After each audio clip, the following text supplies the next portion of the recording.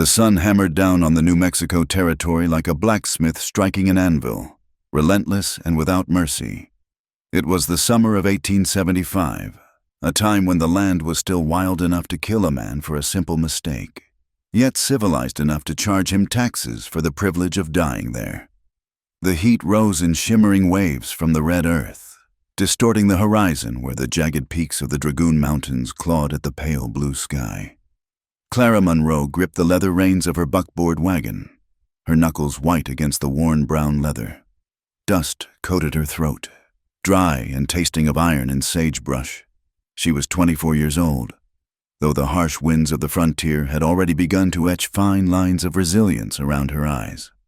Just a year ago, she had been a schoolteacher in Boston, worrying about ink stains on her fingers and the proper conjugation of Latin verbs.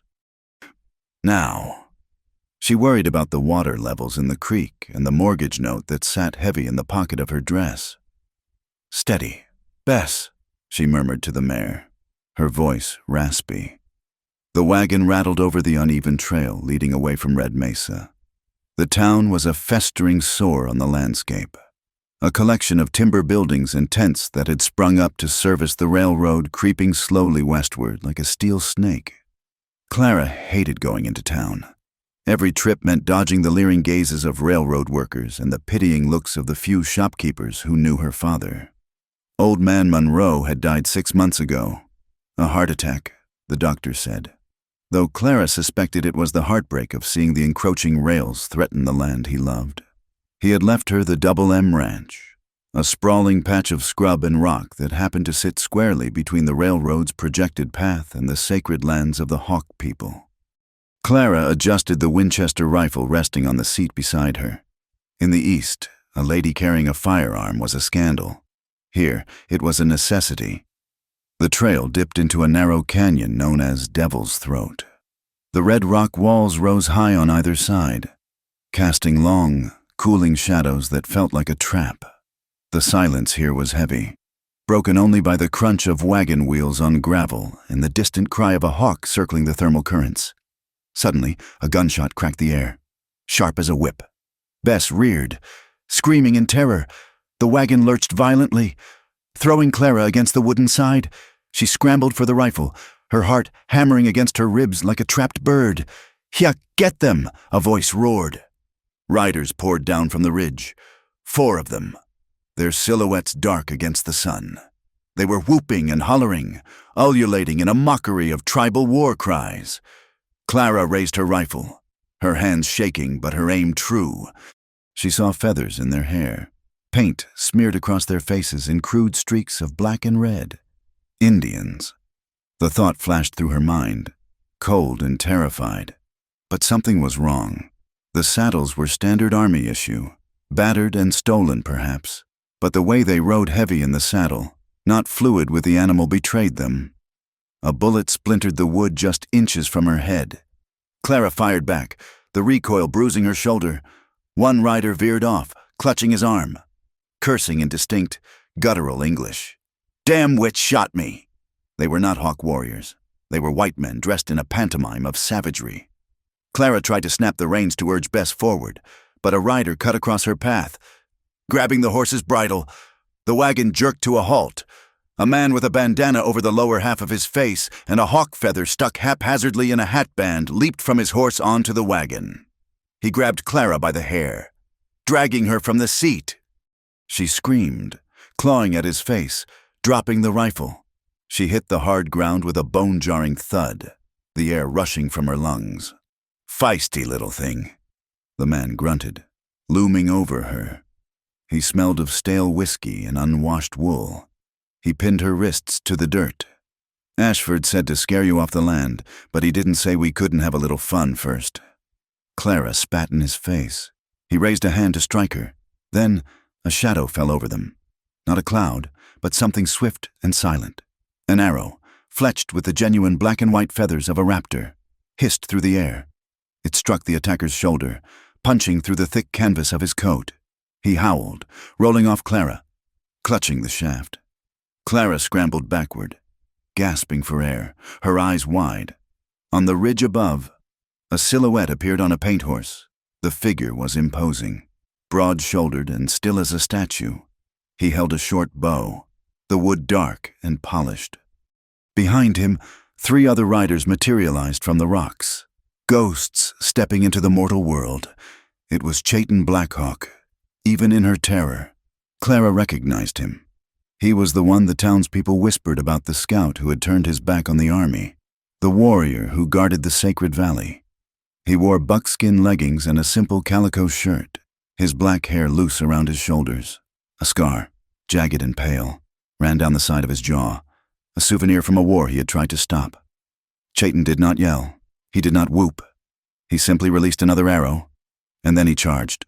The Hawk warriors descended with the fury of a landslide. The fake Indians, panicked and disorganized, scrambled for their guns. Gunfire erupted, echoing deafeningly in the canyon. Clara pressed herself against the wagon wheel, covering her head. Dust and smoke choked the air. She saw a horse go down. She saw the man who had attacked her scrambling into the brush, abandoning his comrades. One of the attackers, realizing the tide had turned, leveled his revolver at Clara. "If I die, the bitch goes with me," he screamed. Clara froze. The barrel looked like a black tunnel leading straight to hell. A body slammed into her, hard and heavy. It was Chayton. He had leaped from his horse, covering her with his own form, driving her flat against the red earth. Bang! The bullet kicked up dirt inches from Chayton's head. He didn't flinch. He smelled of pine resin, wood smoke, and the deep, musky scent of leather. For a heartbeat, time seemed to suspend. Clara looked up, and he looked down. His eyes were dark, the color of obsidian, framed by high, sharp cheekbones. There was no savagery in them, only a fierce, protective intensity. He was heavy atop her, his chest heaving against hers, his heart beating a strong, steady rhythm that she could feel through her dress. It was an intimacy more profound than anything she had ever known, forged in the crucible of violence. He pushed himself up slightly, his gaze scanning her face for injury. "Stay down," he commanded. His voice was a deep baritone, his English flawless, devoid of the broken cadence the dime novels attributed to his people. He rolled away, rising to a crouch in one fluid motion, his knife drawn. But the fight was over. The surviving attackers were fleeing back toward town, leaving their wounded behind. Chayton stood, wiping dust from his trousers. He looked at the man writhing on the ground with the arrow in his shoulder, the one wearing the fake feathers. Chayton walked over, ripped the crude turkey feather from the man's hat, and looked at it with cold disdain. He dropped it into the dust. Clara struggled to her feet, her knees trembling. She smoothed her torn dress, trying to regain a shred of dignity. Her heart was still racing, her skin tingling where his body had pressed against hers. They were wearing feathers," Clara stammered, her voice shaking. "I thought—" "That is what they wanted you to think," Chayton said.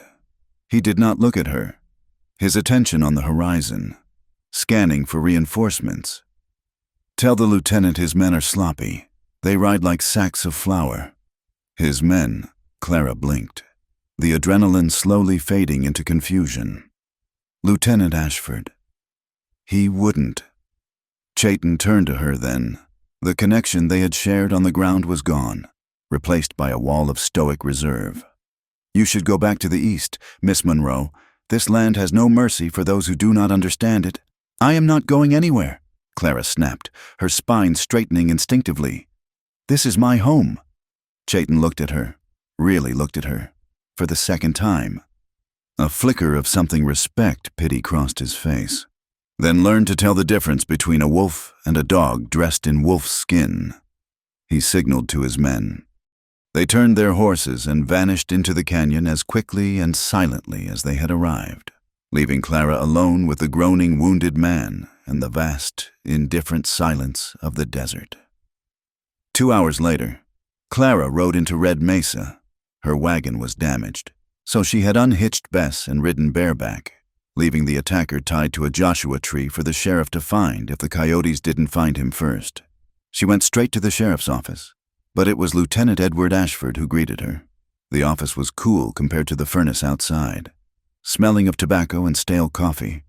Ashford was a handsome man in the superficial way of a porcelain doll, his uniform pressed, his blonde hair perfectly groomed. "Miss Monroe," Ashford exclaimed, rushing to help her as she stumbled through the door. "Good heavens, look at you. We heard reports of a raid. Are you hurt?" Clara pulled away from his touch. "I was ambushed, in Devil's Throat." Savages." Ashford shook his head, pouring her a glass of water. "I warned you. Clara, the Hawk tribe is getting bold. Chayton Blackhawk is losing control of his young bucks." "It wasn't Chayton," Clara said, her voice steadying. She took the water but didn't drink. "It was white man. They were dressed up to look like Indians, but they spoke English. And Chayton, he saved me." Ashford paused, his smile freezing for a fraction of a second before returning, tight and patronizing. "Trauma does strange things to the mind. My dear, you were scared, confused. Chayton is a master manipulator. He probably staged the whole thing to play the hero, to gain your trust. He shielded me with his own body," Clara insisted, the memory of his weight and the scent of pine flooding back to her. "One of the men, he cursed in English. He had an army saddle. Edward." Ashford's eyes hardened. "Army surplus is sold all over the territory. Look, Clara, I know you want to believe the best of people. But Silas Kincaid and I are only trying to protect you. This land is dangerous. A woman alone." He stepped closer, his voice dropping to a velvet purr. "You need a protector, a husband, someone who can ensure your ranch isn't burned to the ground next time." The implication hung in the air, thick and suffocating. "Next time?" Clara set the glass down with a sharp clink.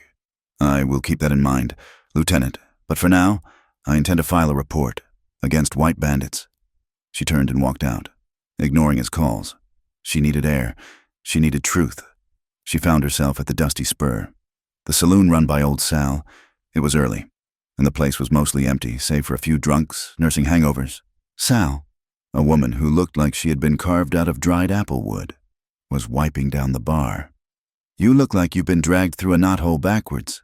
"Honey," Sal said, sliding a whiskey across the wood. "On the house." Clara didn't argue. She downed the amber liquid, coughing as it burned her throat. "Ashford says it was the Hawks who attacked me."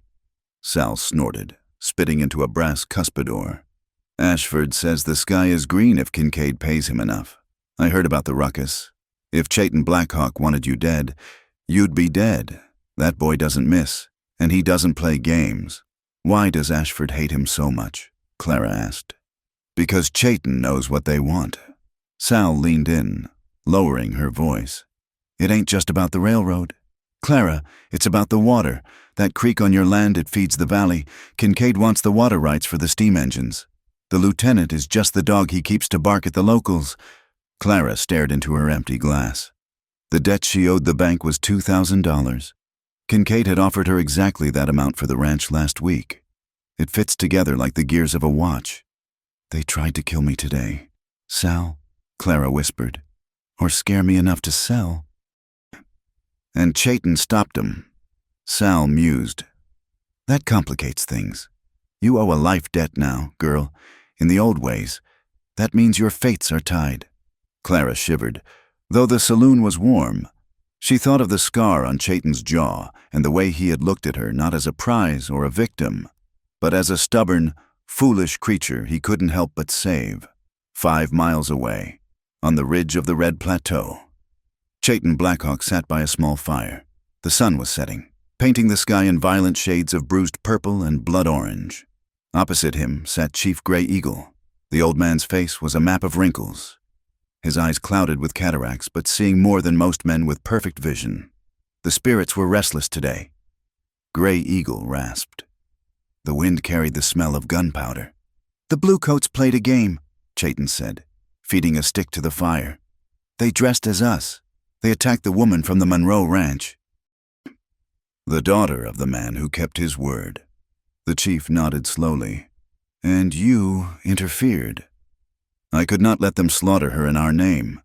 It would have brought the cavalry down on the valley before the moon rose." Chayton's voice was hard, pragmatic. He poked the fire aggressively. Was that the only reason? Grandson? Chayton paused. He looked at his hand, the one that had pressed against the back of Clara's dust-covered dress. He remembered the terror in her blue eyes, and then the sudden, fierce defiance when she aimed her rifle. She was not like the other settlers who cowered and begged. She had a fire. She is just a woman, Chayton said, though the words felt hollow. She is part of the problem. Her cattle muddy our water. Her fences cut the antelope trails. Yet you stood between her and the bullet, Gray Eagle observed. The railroad man, Kincaid. He is like a snake. He swallows the egg whole. He wants the ranch. If he takes the ranch, he takes the entrance to our valley. The woman is the stone in his path. A stone that can be easily crushed, Chayton muttered. Or a stone that can be used to build a wall, Gray Eagle said enigmatically. He looked up at the sky, where the first stars were piercing the veil of twilight. The moon of the red grass is coming. Blood will be shed. Chayton, you must decide where it falls, on the ground, or on the altar of sacrifice. Chayton stood up, walking to the edge of the cliff. Below him, the valley lay in shadow, peaceful and ancient. He had sworn to protect this place. He had left the white man's army, stripped off their uniform, and tried to wash the blood from his hands, but the world of steel and steam was coming, relentless and hungry. He thought of Clara Monroe. He thought of the lie Ashford was undoubtedly spinning at this very moment. They will come for her again, Chayton said to the wind. Yes, Gray Eagle replied softly. And when they do, the wolf must decide if he eats the lamb or if he fights the bear alongside her. Chayton closed his eyes.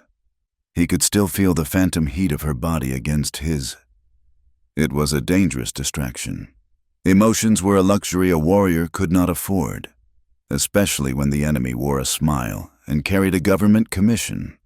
But as he looked toward the distant lights of Red Mesa, flickering like weak candles against the vast darkness of the frontier, Chayton knew that his war had just changed. It was no longer just about land. It was about the truth.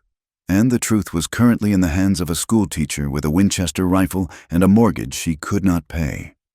The wind howled through the canyons, sounding like a mournful song for the dying age of the West. Chayton turned back to the fire, his face set in stone. The game had begun, and he intended to play it by his own rules. The air in the dusty spur was thick enough to chew. It smelled of stale beer, sawdust, and the nervous sweat of men who knew change was coming. And that change usually carried a gun. It was 3 days after the ambush in Devil's Throat, and the tension in Red Mesa had coiled tight like a rattlesnake ready to strike. Clara Monroe sat at a corner table, her back to the wall. She wore her best dress, a navy blue calico that had seen better days, the high collar stifling in the midday heat. Opposite her sat Lieutenant Edward Ashford, and beside him, a man who rarely descended from his private train car, Silas Kincaid. Kincaid was a mountain of a man, dressed in a suit of expensive gray wool that seemed entirely immune to the dust of the frontier. He had eyes like polished flint and hands that looked like they had strangled bears before they started signing contracts. The reality is simple, Miss Monroe, Kincaid said. His voice was a low rumble, vibrating through the scarred wood of the table. The Union Pacific is not a charity. It is a force of nature. We are cutting a vein of steel through this territory, and your ranch is sitting directly on the artery. My ranch, Clara said, keeping her voice steady though her hands trembled beneath the table, is not for sale. I have told Lieutenant Ashford this 3 times. Ashford leaned forward, resting his elbows on the table. He flashed that perfect, practiced smile that never quite reached his eyes. Clara, please, we are trying to be reasonable. Mr. Kincaid is offering you $3,000. That is a fortune. It is enough to send you back to Boston in a first-class carriage. You could buy a townhouse. You could live like a lady. Not a... He waved a hand vaguely at her sun-weathered skin and the dust on her boots.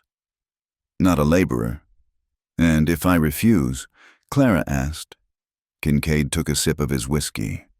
Then we petition the territorial governor. We declare the land necessary for national security and the expansion of commerce. We invoke eminent domain. You will receive a fraction of the offer, and you will be evicted by the marshals. Or worse, Ashford added softly. The security situation is deteriorating. The Hawk tribe is becoming aggressive. If you stay out there alone, the army cannot guarantee your safety. We might be forced to declare your land a hazard zone and remove you for your own protection. The threat hung in the air. Naked and ugly. Clara looked at Ashford. She saw the man who had likely paid for the fake Indians to attack her. She saw the man who claimed to be the law, but was merely the hired muscle for the money. "Is that a threat, Lieutenant?" Clara asked coldly. "It is a proposal," Ashford said. He reached out, covering her hand with his. His palm was damp. "There is another option. Clara, marry me." The saloon seemed to go silent, though the piano player in the corner kept hammering out a tinny tune. The men at the bar turned their heads, pretending not to listen. "Marry you," Clara repeated, her stomach churning.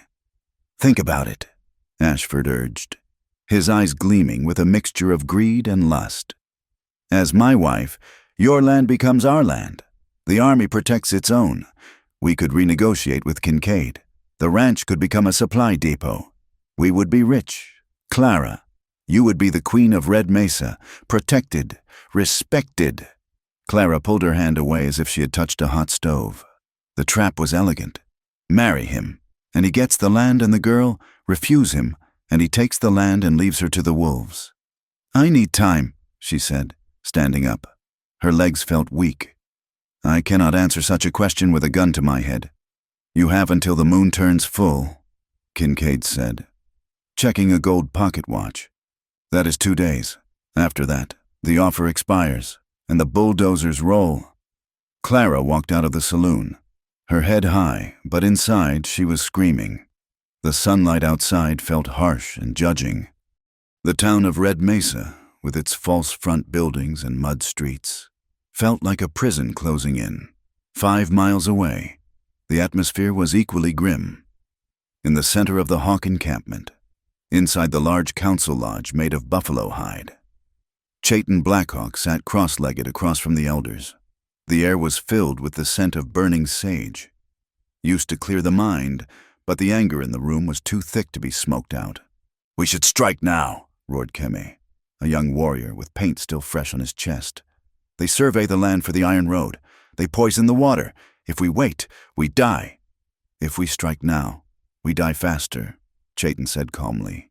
He sharpened his knife on a whetstone, the rhythmic shh sound cutting through the shouting. "I have seen their cannons. Keme, I have seen the Gatling guns that spit fire faster than a hummingbird beats its wings. You cannot fight thunder with arrows. So we run," Keme spat. "Like dogs. We are the Hawk," Gray Eagle said. His voice was frail but carried the weight of 80 winters. "The Hawk does not run.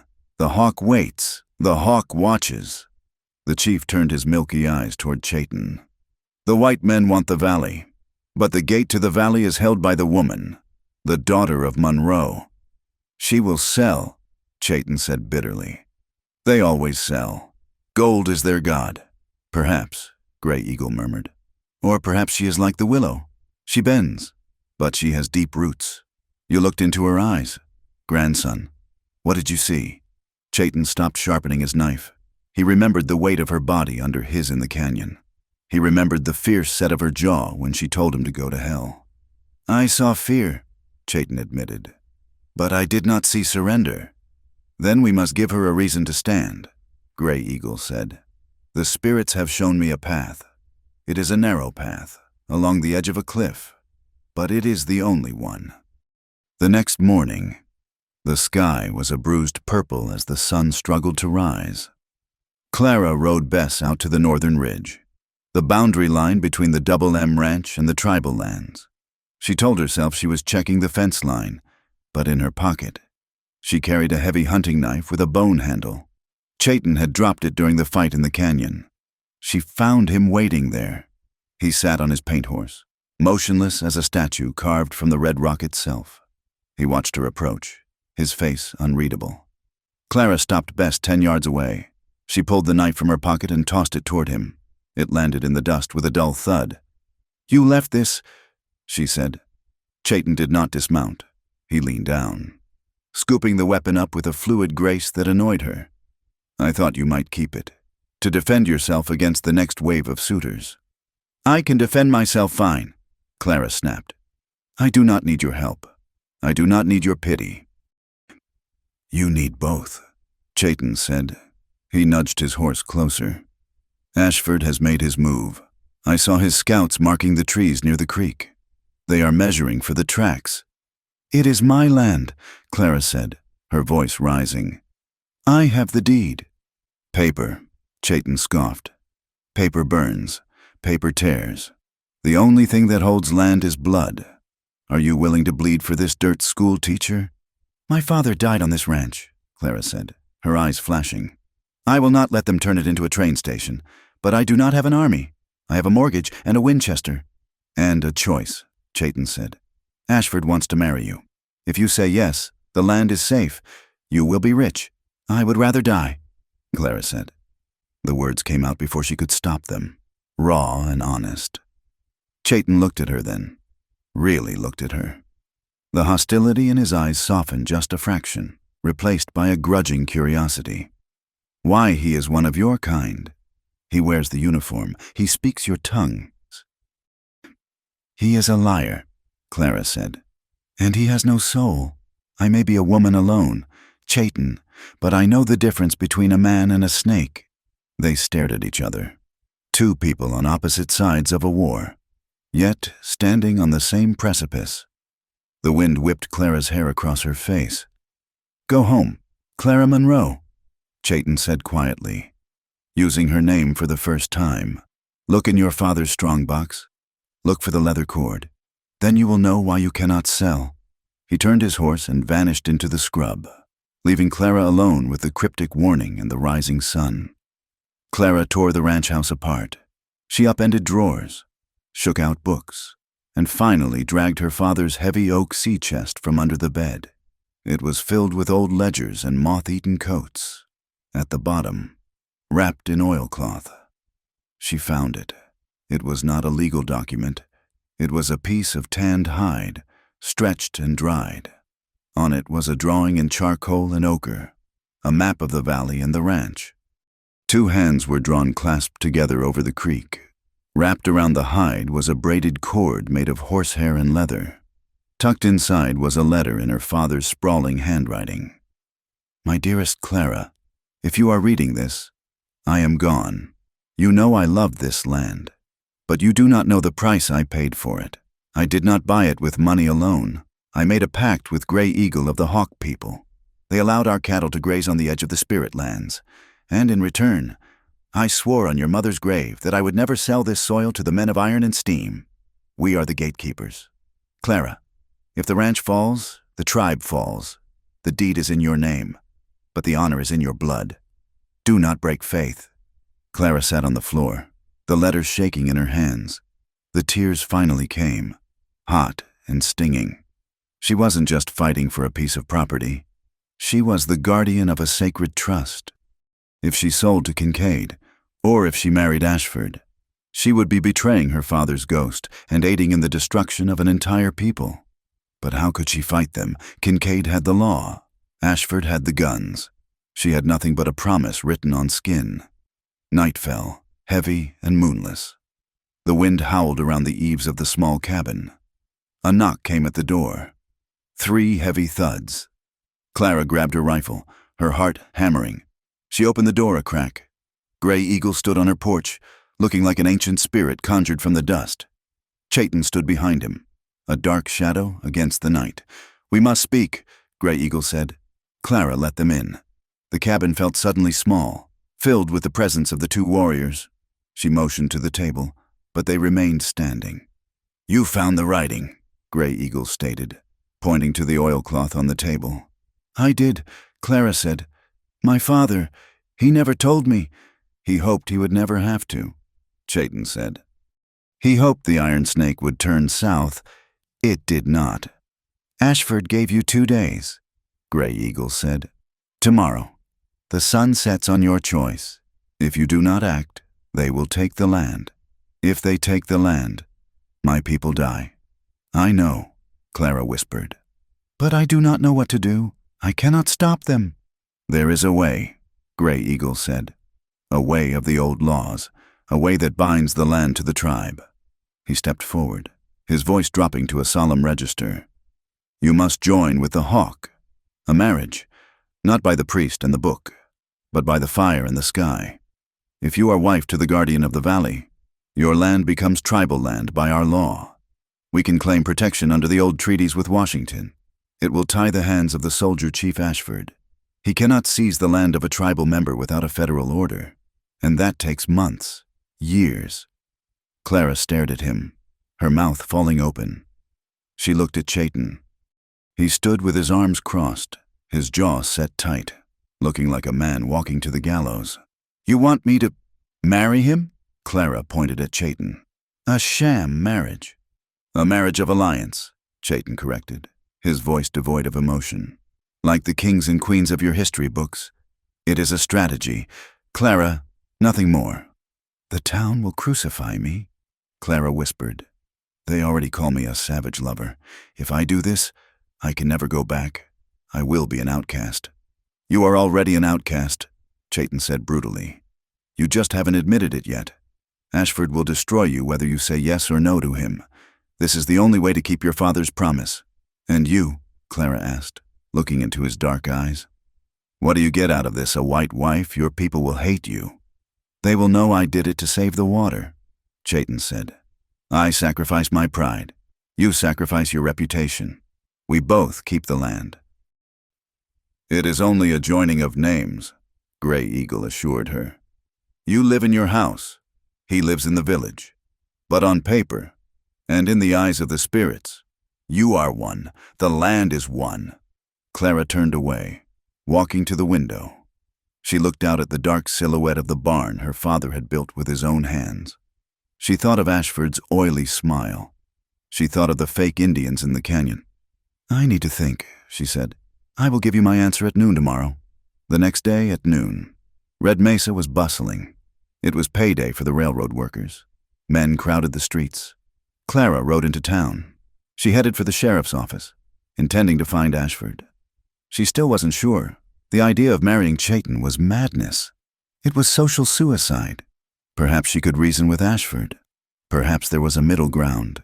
As she neared the general store, she heard shouting. A crowd had gathered in the dust. "Thieving little rat!" Ashford was there. He was holding a young native boy, no older than 12, by the scruff of his neck. The boy had a bruised face and was clutching a loaf of bread. "He stole from the supply wagon," Ashford announced to the crowd. He drew his riding crop. "These animals need to learn respect." He brought the crop down. The boy screamed. Clara froze. She watched as Ashford raised his arm again, his face twisted in a sneer of righteous cruelty.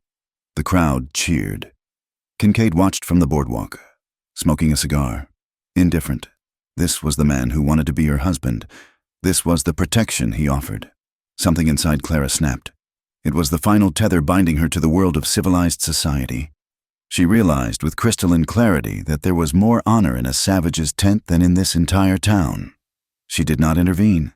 She did not scream. She simply turned Bess around. She rode past the sheriff's office. She rode past the church. She rode out of town, putting the noise and the hate behind her. She rode straight to the ridge where Chayton was waiting. He was there, watching the town through a spyglass. He lowered it as she approached. Clara pulled her horse up beside his. Her face was pale, but her eyes were dry and hard as flint. "Do you have a ring?" she asked. Chayton looked at her, surprised by her directness. "No?" "Good," Clara said. "I hate jewelry. Let's get this over with." The ceremony took place at twilight, in a hidden circle of standing stones deep within the canyon, a place the Hawk people called the heart of the world. There were no white dresses, no organ music, only the crackle of a large fire and the rhythmic beating of a single drum.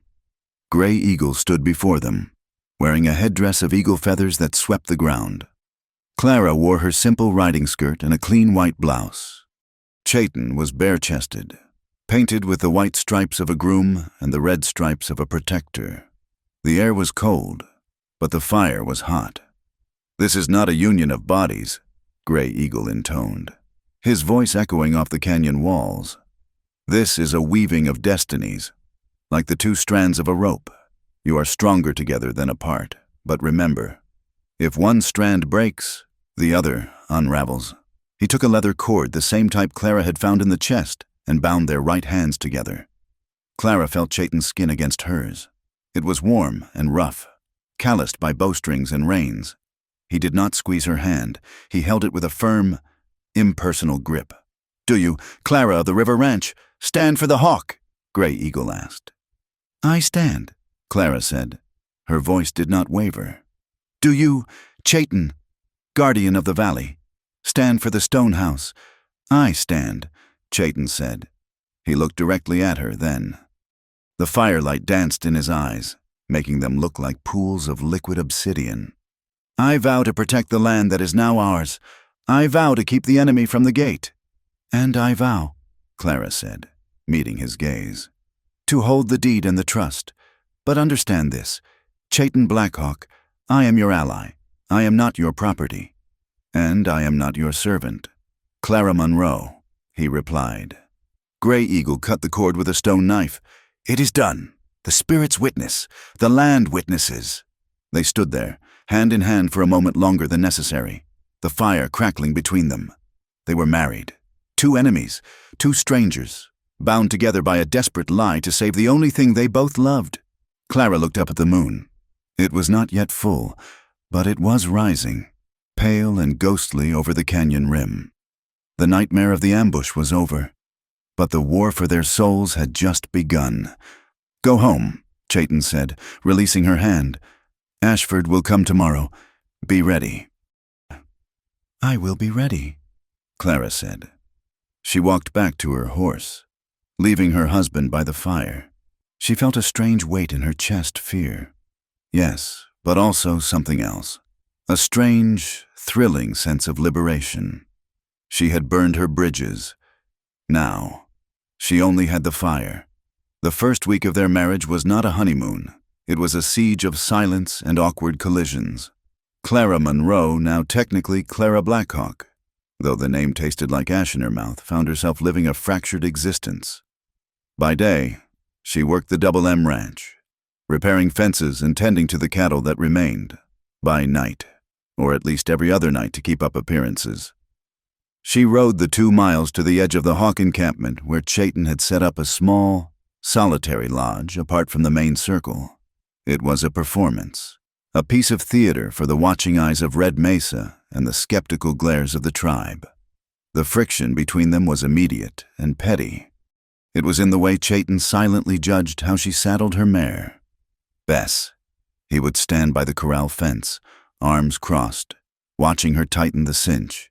"You pull too hard," he said one morning, his voice flat. "The horse breathes. You cut her breath." Clara wiped sweat from her forehead, glaring at him. "I have been riding since I was 6 years old. Chayton, I do not need a lesson on tack from a man who rides bareback." "The saddle is a cage," Chayton replied, walking away. "You cage the horse. You cage the land. You cage yourself." He refused to sleep in the ranch house, preferring the open porch even on cold nights. When he did eat at her table, he stared at the roasted chicken and potatoes as if they were foreign objects. He ate with a knife, ignoring the fork, moving with a silent efficiency that made Clara feel loud and clumsy in her own home. In town, things were worse. When Clara rode in for supplies, the silence that followed her was heavy and suffocating. Women she had known for a year, women whose children she had taught to read, crossed the street to avoid her. "Squaw lover," a voice hissed from the shadows of the blacksmith shop. Clara kept her chin high, but the words stung like hail. She was an island now. To the whites, she was a traitor who had opened her legs to a savage to save a few acres of dirt. To the Hawk people, she was an intruder. When she stayed at Chayton's lodge, the women of the tribe would stop their weaving when she passed. They smelled the lye soap on her skin and the gunpowder on her clothes the scent of the enemy. One evening, sitting by the fire outside Chayton's lodge, Clara broke the silence. "They hate me," she whispered, poking the embers with a stick. "Your people, they look at me like I have a disease." Chayton was fletching arrows, his hands moving with hypnotic precision. "They do not hate you. They fear what you represent. You are the paper that steals the land. You are the school that cuts the hair of our children." "I am just Clara," she said, frustration rising. "I am trapped in this just as much as you are. I did this to save your valley." "And I did this to save your life," Chayton said, not looking up.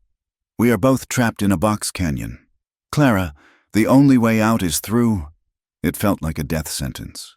Two strangers, shackled together by a lie, waiting for the world to crush them. The weather turned 3 days later. The heat had been building for a week, a heavy, oppressive blanket that made the air shimmer and the cattle restless. The sky turned a bruised, sickly yellow, and the wind died completely. "Storm," Chayton said. He was at the ranch, helping her repair the roof of the barn. He looked west, where a wall of darkness was swallowing the horizon. "A bad one." Clara wiped her hands on her apron. "The herd is in the north pasture, near the box canyon." Chayton's eyes widened slightly. "If the thunder comes, they will run. If they run into the canyon when the flash flood hits..." He didn't need to finish the sentence. The box canyon was a death trap in a storm. "Saddle up," Clara shouted, already running toward the stable. They rode out just as the wind hit. It wasn't a breeze. It was a physical blow. A wall of red dust that blinded them instantly.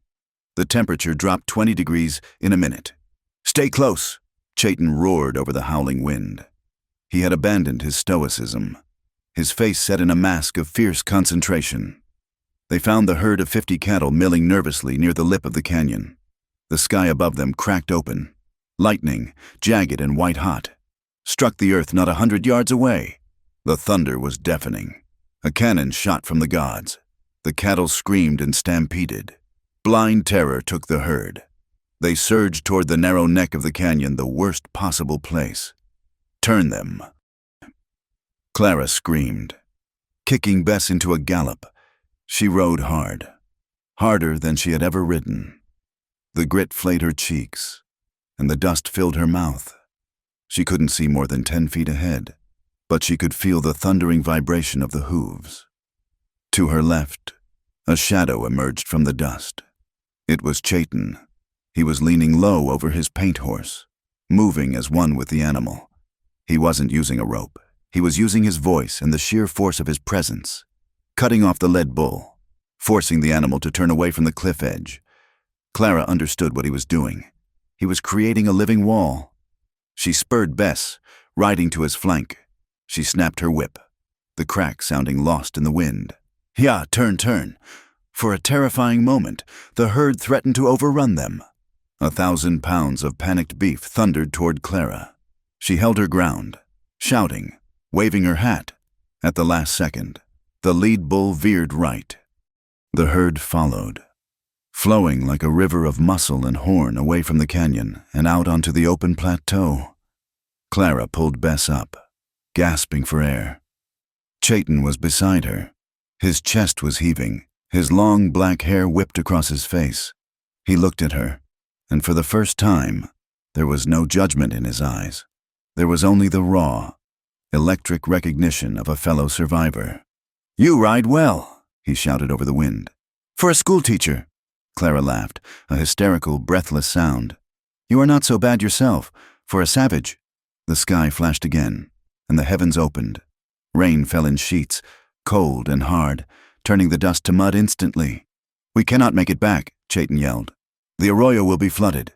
To the high ground, there is a shelter under the Lion's Head rock." They scrambled up the slick red rocks, leading the horses, until they found the shallow overhang Chayton had spoken of. It was barely a cave, just a lip of sandstone that offered protection from the deluge. They huddled there as the world ended outside.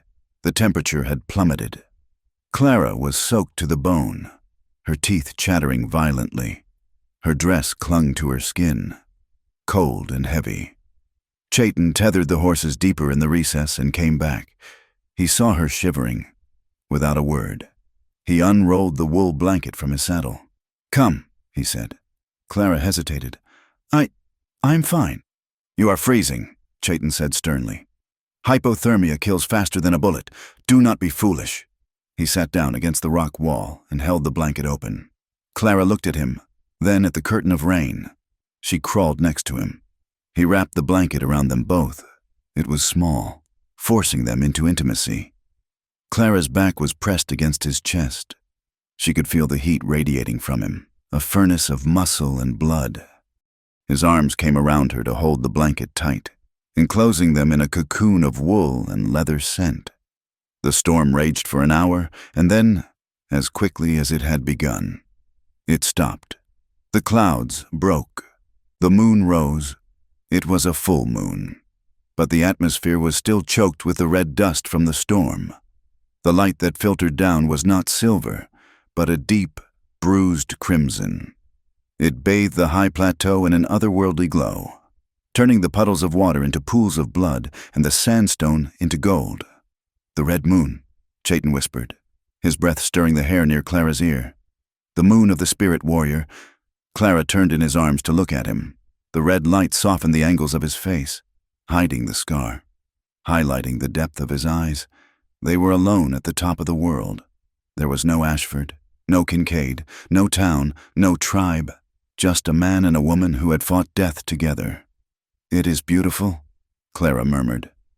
Her heart was hammering against her ribs, not from fear this time, but from a sudden, overwhelming awareness of him. She realized that the anger she felt toward him was just the flip side of a coin. The other side was fascination. Chayton looked down at her. His hand, which had been holding the blanket, moved tentatively to brush a wet lock of hair from her cheek. His fingers were rough, but his touch was incredibly gentle. "You fought for the land today," he said softly. "You fought like a hawk." "I fought for us," Clara corrected him, her voice barely audible. The distance between them evaporated. It wasn't a decision. It was gravity. Chayton leaned down, and Clara tilted her head up. Their lips met. It wasn't the polite, dry peck of a courtship. It was the kiss of the wild. It tasted of rain, of salt, and of desperation. Chayton's mouth was warm and demanding. Clara made a small sound in her throat and pressed closer to him, her hands gripping the front of his buckskin shirt. For a moment, the lie became the truth. The alliance burned away, leaving only the raw, magnetic pull of two people who were tired of being alone. His hand slid to her waist, pulling her flush against him. She could feel the hard wall of his chest, the strength in his arms. It was dangerous. It was forbidden. And it was the only thing that had made sense in months. They kissed until they were breathless, drowning in the red light of the moon. Then, slowly, Chayton pulled back. His forehead rested against hers. His breathing was ragged. "Clara," he whispered, his voice rough. "We cannot." Clara opened her eyes, dazed. Reality was rushing back in the contract. The danger, the inevitable war. "Why?" she asked, though she knew the answer. "Because if we start this," Chayton said, pulling the blanket tighter around her but shifting his body away slightly, "I will not be able to let you go when the time comes. And you must be free to go." Clara felt a pang of loss so sharp it hurt. She pulled away, wrapping her side of the blanket around herself. "You think this is just a transaction, a business deal?" "It has to be," Chayton said, staring out at the red landscape. "For your safety." They sat in silence as the red moon climbed higher, the heat between them cooling into a painful, aching longing. The morning sun was cruel. It was bright, sharp, and exposed everything. They rode back to the ranch in silence. The easy camaraderie of the cattle drive was gone, replaced by a wall of awkward tension. Clara felt foolish. She had let her guard down. She had let herself want him. Chayton's face was a mask again. He dropped her off at the barn. "I will check the southern fence," he said, not looking at her. "I will stay at the village tonight." "Fine," Clara said, her voice brittle. "Do what you must." She watched him ride away, his back stiff. She wanted to scream. Instead, she went inside and washed the mud from her face, scrubbing until her skin was raw. Later that afternoon, Clara rode into Red Mesa. She needed nails for the barn roof, but mostly, she needed to get away from the memory of the cave. The town was quiet. She tied Bess behind the general store and walked toward the livery stable to find the blacksmith. As she passed the back alley behind the saloon, she heard voices. 2 weeks is too long. It was Ashford's voice. Clara froze, pressing herself against the rough timber wall of the saloon. The colonel wants results. Lieutenant. Another voice rasped. It sounded like the mercenary leader, a man named Vargas. We cannot move the heavy equipment until the valley is clear. Then we clear it, Ashford said. The marriage was a clever trick. I will give her that. It tied my hands legally. I cannot seize the land while the appeal is pending in Santa Fe. So, we kill the husband? Vargas asked casually. No, Ashford replied. Martyrs are messy. We make them the aggressors. Listen closely. I have a shipment of Springfield rifles coming in on the Thursday train. We are going to stage a theft. We will plant crates in the Hawk village. Clara held her breath, her hand flying to her mouth. Once the stolen army property is found in their teepees, Ashford continued, his voice dripping with satisfaction. It is no longer a land dispute. It is an act of insurrection. I will have the authority to burn the village to the ground and arrest every male over the age of 10, including Chayton, and the girl. Collateral damage, Ashford said coldly. If she stands with them, she burns with them. The railroad must go through Vargas. Kincaid pays in gold, not excuses. Clara waited until their footsteps faded before she moved. Her legs were shaking so hard she could barely walk. It wasn't just a land grab. It was a massacre. It was genocide manufactured by a lie. She didn't go to the blacksmith. She ran back to Bess, vaulted into the saddle, and tore out of town. The sun had set by the time she reached the edge of the Hawk encampment. She didn't stop at the perimeter. She rode straight into the center of the circle, her horse kicking up dust. Dogs barked. Warriors scrambled out of lodges, weapons drawn. Chayton! Clara screamed. Chayton! 2 young braves grabbed Bess's bridle, forcing the horse to a stop. One of them was Kemi. He looked at Clara with pure hatred. White witch! Kemi spat. You bring your spies here. Let me go. Clara struggled as they pulled her down. I need to speak to Chayton. Chayton emerged from the council lodge. He looked tired. When he saw Clara being manhandled, his eyes flashed. Release her, he commanded. She rides into our camp like she owns it. Kemi snarled, not letting go of Clara's arm. She is a spy for the Blue Coats. I am not a spy, Clara shouted, wrenching her arm free. She turned to Chayton, breathless. I was in town. I heard Ashford. He is not waiting for the courts. He is bringing a shipment of rifles on Thursday. He is going to plant them here, in your lodges, and claim you stole them. A murmur went through the crowd. Lies, Kemi yelled. She tries to frighten us. She tries to make us run so her lover Ashford can take the land. He is not my lover, Clara yelled back. Her face flushed. He is going to burn this village. He said it was an insurrection. He plans to kill every man over 10 years old. She looked at Chayton, pleading. Please, you have to believe me. They are setting you up. Chayton looked at her. He saw the dust on her clothes, the fear in her eyes, not fear for herself, but fear for them. He remembered the kiss under the red moon. He remembered her driving the cattle away from the cliff. Kemi stepped forward, knife in hand. Do not listen to the snake tongue. We should hold her hostage. Chayton stepped between Kemi and Clara. He did not draw his weapon, but his stance was immovable. She speaks the truth, Chayton said, his voice carrying across the silent circle. How do you know? Kemi challenged. Because you sleep in her bed. Because I know her heart, Chayton said calmly. He turned to look at Clara, and the wall he had built that morning crumbled completely. She is not one of them. Kemi, she is one of us. She rode through the storm to save our horses. Now she rides into the fire to save our lives." He reached out and took Clara's hand. It was a public declaration, far more powerful than the ceremony in the canyon. "If she says the rifles are coming," Chayton addressed the tribe, "then the rifles are coming, and we will be ready." Clara felt a rush of relief so profound she almost collapsed. He believed her, despite the friction, despite the fear, despite the walls between their worlds. He chose to trust her. Gray Eagle stepped out of the shadows.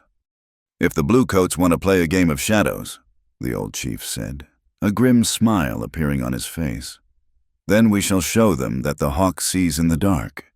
Chayton squeezed Clara's hand. "You should go back to the ranch. It is safer." "No," Clara said, gripping his hand back. "I am your wife, Chayton. On paper and in the fight, I am staying." Chayton looked at her, and a slow, dangerous smile spread across his face, the smile of a warrior who finally has a partner worth fighting for. "Then stay," he said. "The Thursday train arrives in 2 days. We have a welcome party to prepare." The strategy was formed in the back room of the Dusty Spur, amidst the smell of stale beer and anxiety. Old Sal stood guard at the door with a sawed-off shotgun, while Clara, Chayton, and Chief Gray Eagle huddled over a rough map of the territory. "We need more than words," Clara said, her voice low but firm. "Ashford has the law in his pocket. We need paper. Hard evidence that proves the rifles were planted and the railroad is violating the treaty line." "The supply clerk," Sal grunted, not turning around. "Name of O'Malley. He drinks too much. He has been bragging about a ghost shipment coming in on the Thursday train. Crates marked as farming equipment, but heavy as lead." "We take the clerk?" Chayton asked. He looked out of place in the small room, his broad shoulders filling the space, his presence a quiet intensity that made the air feel charged. "No," Clara said. "We take the manifest, and we get O'Malley to talk to a judge. Not us, but first, I need to convince the other ranchers. If the Hawks fall, the Double M falls. If I fall, the railroad takes everything up to the canyon." "They will not listen to you," Gray Eagle said softly. "To them, you are tainted." "Then I will make them listen," Clara replied. The following morning, the tension within the Hawk encampment snapped. Chayton was watering his horse by the creek when Kim, the young warrior who had challenged him before, stepped into his path. Behind Kimmy stood 6 other young men, their faces painted for war, their eyes full of accusation. "You spend too much time in the white man's wooden box." Kimmy spat. "You smell of their soap. You have forgotten who you are. Guardian?" "I remember who I am," Chayton said calmly, releasing the horse's lead. "Do you, Kimmy, or has your anger blinded you to the cliff we are standing on?"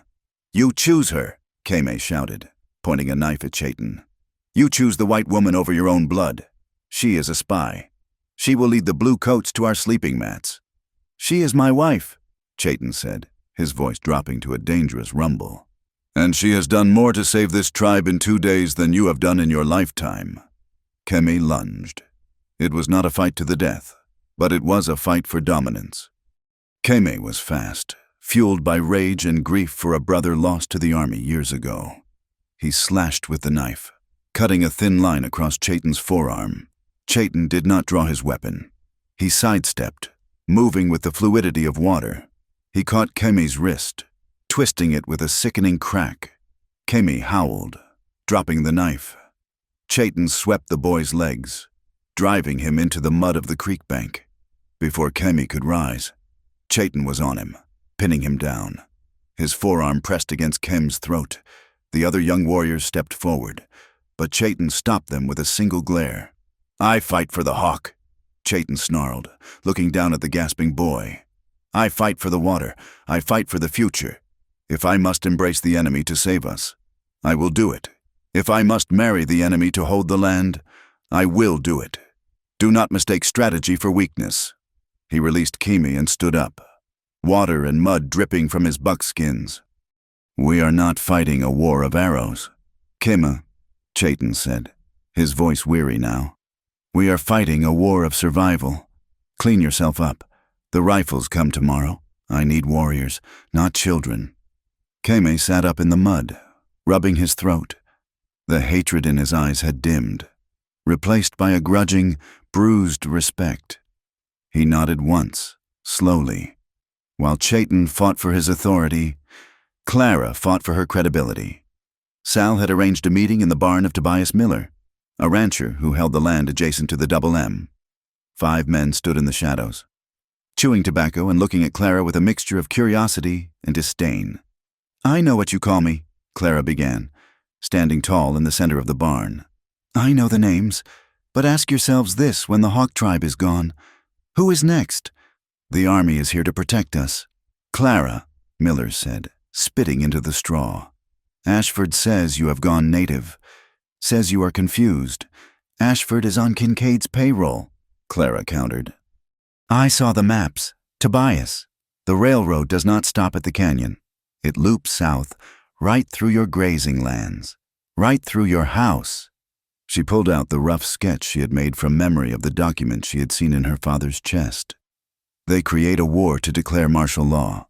Under martial law, they can seize any property deemed necessary for security. They want the water rights, all of them." The men shifted uncomfortably. The logic was sound. They knew Kincaid. They knew the railroad's appetite. "She has a point," an older rancher named Jeb mumbled. "My cattle are thirsty. The creek is lower this year." "It is a trick," Miller insisted, though his eyes darted away. "You are sleeping with the enemy. Clara, you cannot expect us to trust you." "I expect you to trust your own greed," Clara said sharply. "If I lose, you lose. If you want to keep your land, stand with me. Don't let them unload those rifles tomorrow." She left them muttering in the dim light. She felt she had reached some of them, but as she rode away, she saw Tobias Miller watching her, his hand deep in his pocket, clutching something that looked suspiciously like a fresh pouch of gold coins. That night, the moon was obscured by heavy clouds. It was the perfect cover.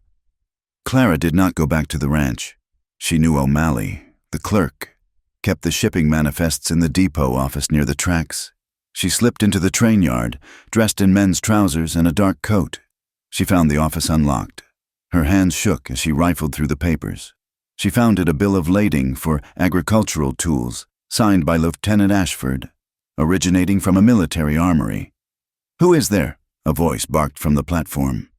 Clara froze. A lantern swung past the window. She shoved the paper into her shirt and scrambled out the back window just as the door handle turned. She ran through the rail yard, dodging between the silent, hulking shapes of the steam engines. "Stop!"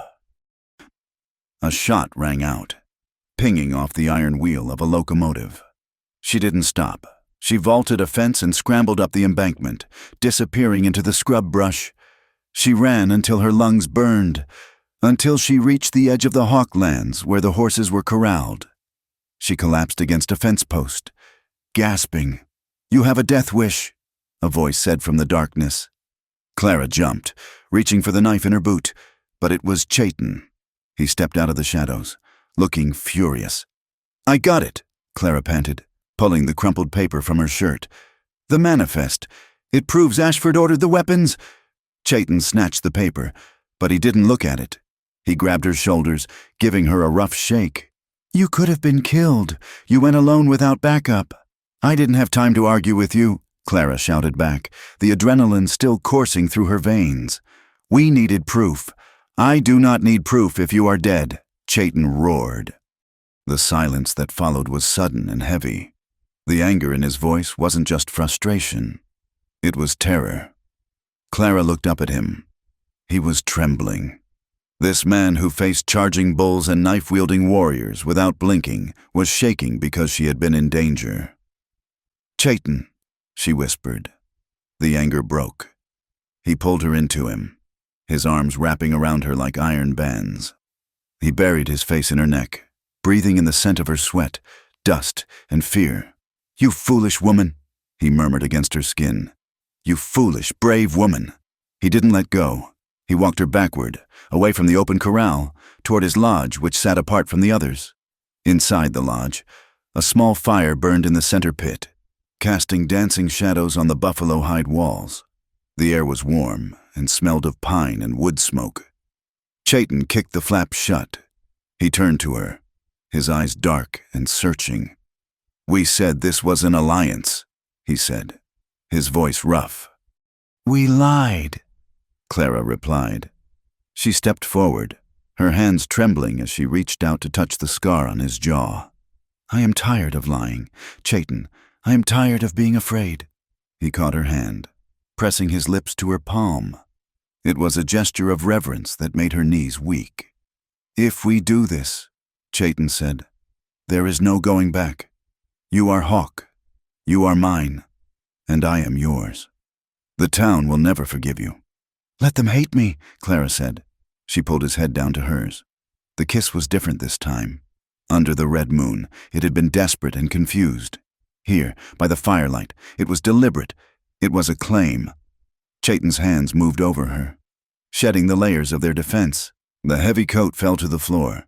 His buckskin shirt followed. The firelight licked at their skin, painting them in gold and copper.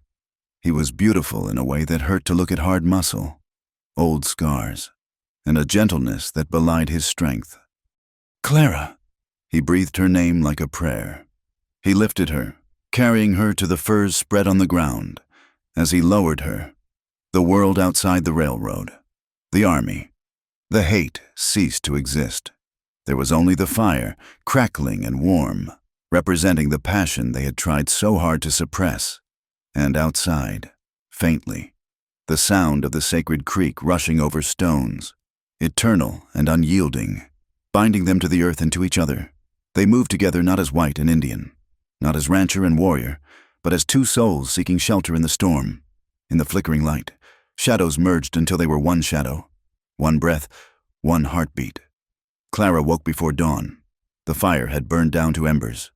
Chayton was asleep beside her, one arm thrown protectively over her waist. For a moment, she allowed herself to imagine a life where this was simply her morning, waking up beside her husband. Safe. But the world was not safe. She carefully slipped out from under his arm. She needed to get back to the ranch before the sun rose to secure the house and prepare for the confrontation with Ashford. She kissed Chayton's forehead lightly. He stirred, but did not wake. Clara dressed quickly and rode Bess back toward the Double M. As she crested the ridge overlooking her valley, she smelled it before she saw it. Smoke, acrid and thick. Her heart stopped. She kicked Bess into a full gallop. When the ranch came into view, a scream tore from her throat. The barn was an inferno. The flames were leaping high into the pale gray sky, devouring the wood her father had hewn. The house was untouched, but men were riding away, 4 of them. She recognized the horse at the rear. It belonged to Tobias Miller. "No!" Clara screamed. She rode into the yard. The heat was intense. The cattle in the adjacent pen were screaming, trapped by the smoke. Clara jumped from her horse, rushing to the gate. She threw it open, coughing as the smoke filled her lungs. "Go, go!" she shouted, slapping the rumps of the terrified animals. A beam from the barn roof collapsed with a thunderous crash, sending a shower of sparks over her. Her skirt caught fire. She beat it out frantically with her hands, blistering her palms. Clara Chayton arrived. He must have smelled the smoke or sensed her danger. He came charging in on his paint horse, followed by 3 other warriors. He didn't hesitate. He leaped from his horse, tackling Clara just as the side wall of the barn groaned and buckled outward. They rolled in the dirt, away from the falling timber. "Are you hurt?" Chayton demanded, pulling her up. His face was smeared with soot. "Miller," Clara choked out, pointing to the dust cloud of the retreating riders. It was Miller. He betrayed us. "Water!" Chayton shouted to his men. "Save the house!" They formed a bucket line from the trough, working frantically to keep the sparks from catching the porch of the main house. Just as they got the fire under control, the sound of hooves thundered from the road. It didn't help. It was Sheriff Brady, accompanied by 20 men from the town, and leading them was Lieutenant Ashford. They pulled up short, looking at the scene. From their perspective, it was damning. The barn was destroyed. Clara was on the ground, covered in soot, and standing over her, weapons drawn, were Chayton and his warriors. "My God!" Ashford shouted, his voice filled with theatrical horror. "Look what these savages have done! They are burning her out!" "No!" Clara scrambled to her feet, stumbling toward the sheriff. "No, they are helping. It was Miller, I saw him."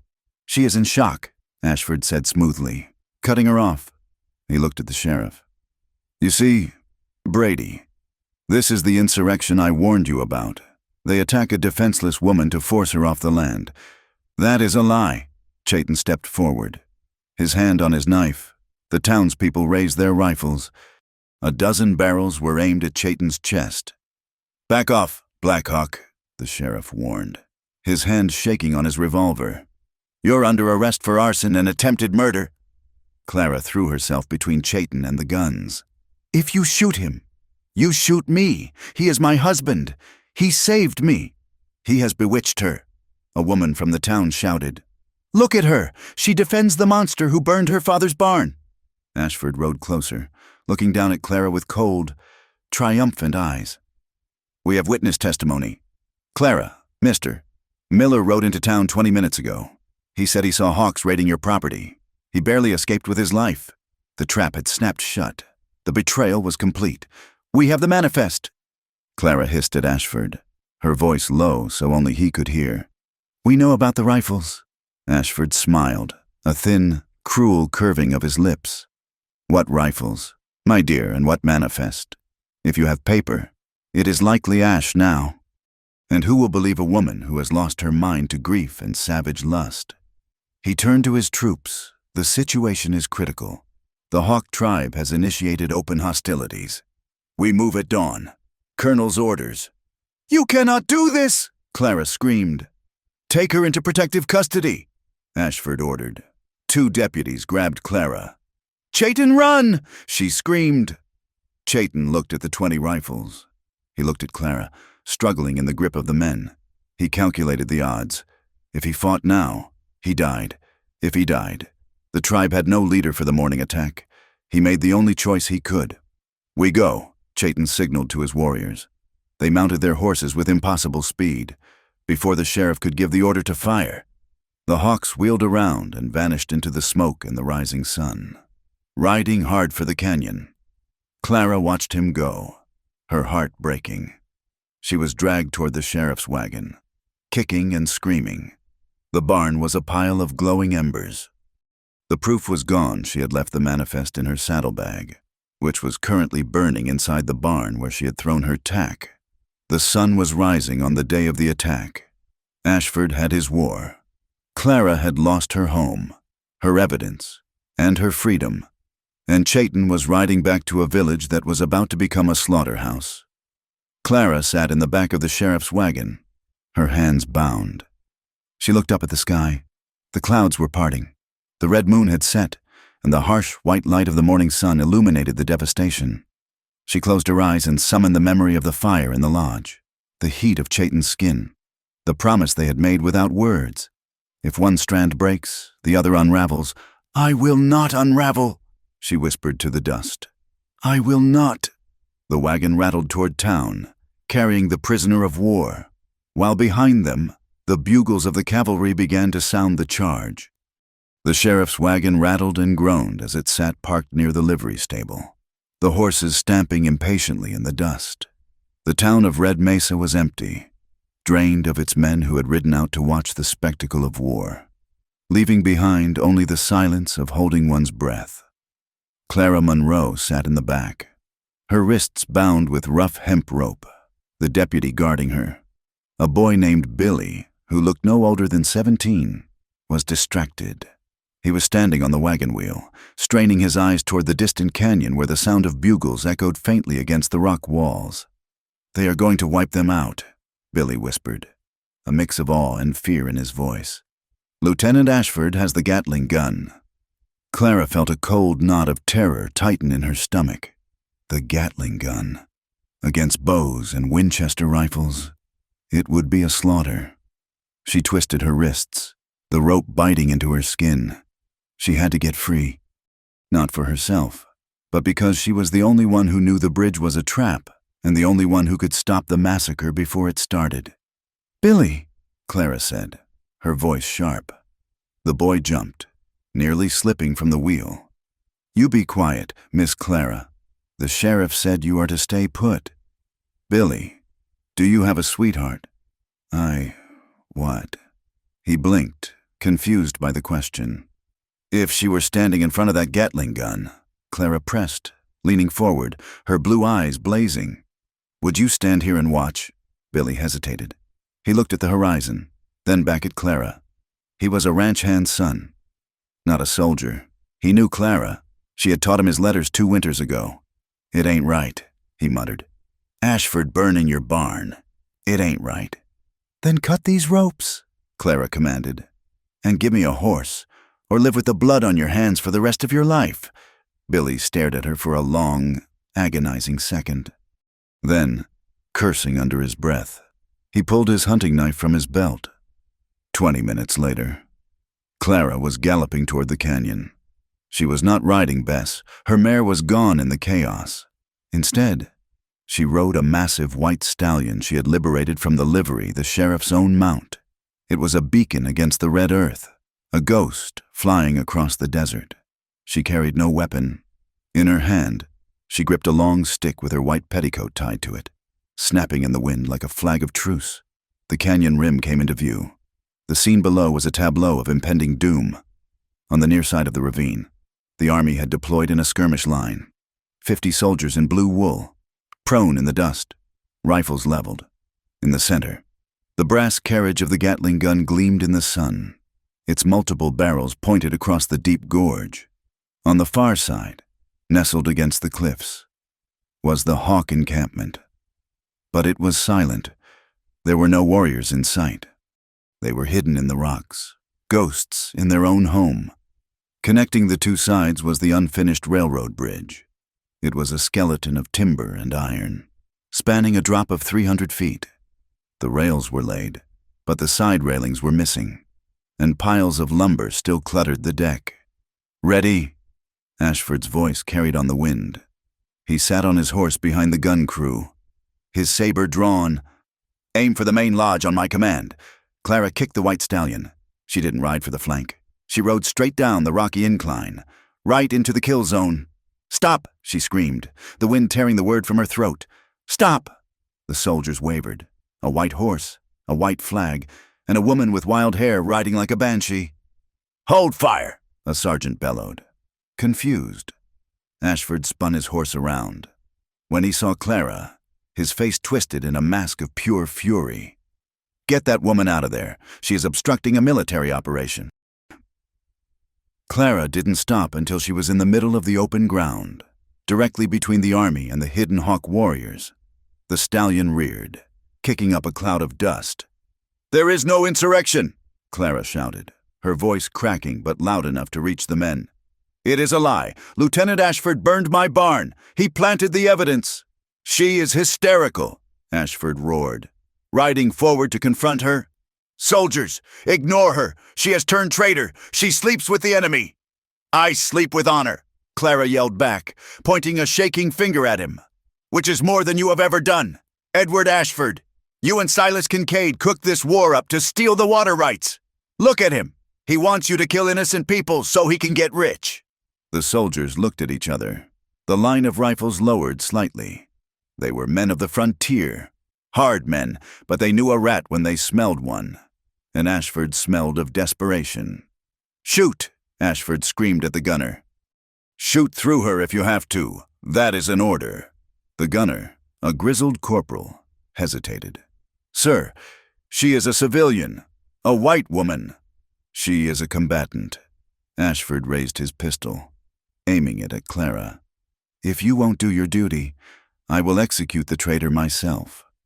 Clara stared down the barrel of the revolver. She didn't flinch.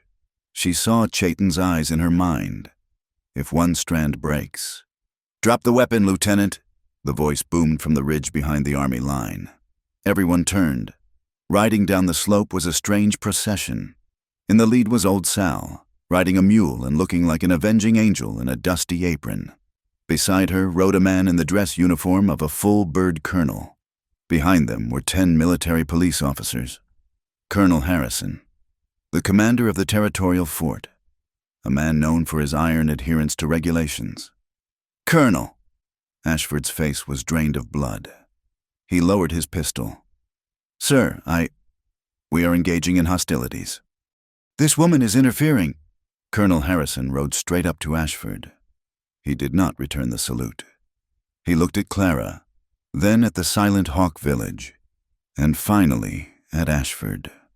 "Sal," the colonel said, his voice dry as dust. "Show him." Sal reached into her saddlebag and pulled out a thick, leather-bound ledger and a bundle of letters. She tossed them onto the ground at Ashford's horse's feet.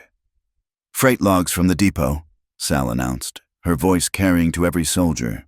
"Signed by you, Eddie, 200 crates of rifles, diverted from the armory to a private warehouse owned by Kincaid, and a letter from you to the mercenary Vargas, instructing him on how to burn the Monroe Ranch."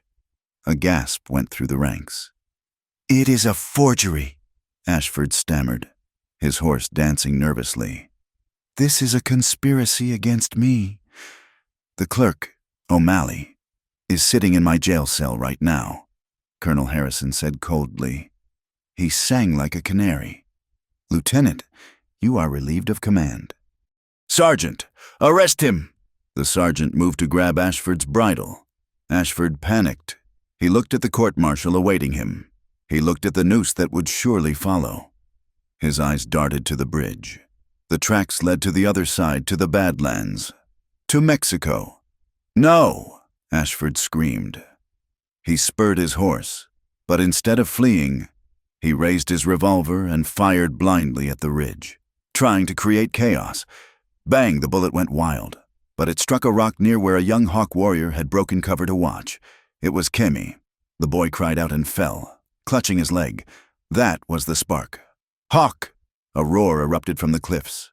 Chayton Blackhawk rose from behind a boulder near the bridge abutment. He didn't have a bow. He had a war club in his hand and a look of absolute, terrifying judgment on his face. Ashford saw his path blocked by the soldiers behind him. He kicked his horse toward the only open route, the unfinished bridge. "Don't!" Clara screamed. "The bridge is rigged." Ashford didn't listen. He galloped onto the wooden structure. The horse's hooves thundered on the loose planks. Chayton didn't wait. He sprinted after him. "Chayton, no!" Clara yelled, sliding off her horse and running toward the bridge. Ashford's horse balked 10 yards out. Sensing the instability, the animal reared, throwing Ashford from the saddle. The lieutenant landed hard on the wooden ties, his pistol skittering away, falling into the abyss below. He scrambled to his feet, looking down. Through the gaps in the ties, the river was a silver ribbon 300 feet down. He looked up to see Chayton charging him. Ashford pulled a knife from his boot. "Stay back, savage!" They collided on the narrow, swaying structure. It was a clash of raw hatred. Ashford slashed, desperate and clumsy. Chayton caught his wrist, slamming him against the iron rail. The bridge groaned. A bolt, loosened by the warriors the night before, sheared off with a sound like a gunshot. The entire section listed to the right. "You killed them!" Chayton roared, punching Ashford in the face. "You poisoned the land." "I brought civilization." Ashford spat blood, kicking Chayton in the knee. Chayton stumbled. Ashford lunged, driving them both down onto the wooden ties. They grappled, rolling dangerously close to the edge. The timber creaked ominously. Clara reached the start of the bridge. "Chayton, get off! It is going to fall!" Chayton had Ashford by the throat. He held the man over the edge. Ashford's legs kicked in empty air. He clawed at Chayton's arm, his eyes bulging with terror. "Pull me up!" Ashford choked. "Please!" Chayton looked down at the man who had tried to destroy his people. He had the power to drop him. Gravity would do the rest. It would be justice. It would be revenge for the insults, the hunger, the fear. But then he heard Clara's voice. "Chayton, do not become him." Chayton froze. He looked at Clara, standing at the bridgehead. Her hand reached out. If he dropped Ashford, he was a murderer. If he let the bridge take him, it was fate. But if he saved him... A loud crack echoed through the canyon. The main support beam beneath them snapped. The decision was made for him. The section of the bridge gave way. Chayton threw himself backward, releasing Ashford and scrambling for the solid iron girder of the mainspan. Ashford screamed. He grabbed for a trailing rope, missed, and plummeted. His scream was long and thin, fading until it was swallowed by the silence of the gorge. Chayton's hand slipped on the iron. He slid back, his legs dangling over the void. "Chayton!" Clara threw herself flat on the remaining deck. Reaching out, she caught his wrist. The weight tore at her shoulder socket. She gritted her teeth, digging her boots into the wood. "I have you! I have you!" She wasn't strong enough to pull him up alone. He was heavy, and the bridge was shaking violently. "Let go, Clara!" Chayton grunted, looking up at her. "You will fall too." "Never!" Clara sobbed, her grip tightening until her nails dug into his skin. "I am not letting go." Suddenly, other hands were there, strong, rough hands. The soldiers. 3 men in blue uniforms grabbed Chayton's arm and belt. Together, they hauled him up, dragging him and Clara back onto the solid earth of the cliff edge just as another section of the bridge crashed into the canyon below. They lay there in the dust, gasping for air. Clara was shaking uncontrollably. Chayton rolled over and pulled her into his arms, burying his face in her hair. They were alive. Silence fell over the canyon. The dust from the collapsed bridge settled slowly. Colonel Harrison walked to the edge of the precipice, looking down. He shook his head and turned to the gathered troops and the Hawk warriors who had now emerged from the rocks. "The bridge is gone," the colonel announced. "And with it, the immediate feasibility of this route." He walked over to where Chayton and Clara were sitting. He looked at Chayton, a warrior painted for death, holding a white woman as if she were the most precious thing on earth. "The charges against the Hawk tribe are suspended pending a full investigation into Lieutenant Ashford's conduct," Harrison said formally. "My men will withdraw. We will set up a perimeter to ensure no further misunderstandings." He looked at Clara. "Mrs. Blackhawk," he said, acknowledging the marriage for the first time. "You have a hell of a way of filing a complaint." "I learn from the best," Clara managed to say, nodding toward Sal, who was lighting a cigar on the back of her mule. The colonel signaled his bugler. "Retreat form columns." The army began to pack up. The threat of massacre had dissolved into the bureaucracy of a court of inquiry. Chayton stood up, pulling Clara with him. They were covered in dust, sweat, and blood. Across the clearing, Chief Gray Eagle stood with the wounded Kimi. The old chief raised his hand in a silent salute. Chayton turned to Clara. They stood between the lines, the soldiers marching west, the warriors watching from the east. They were the bridge now. "You came for me," Chayton said, his voice thick with emotion. "You rode into the guns."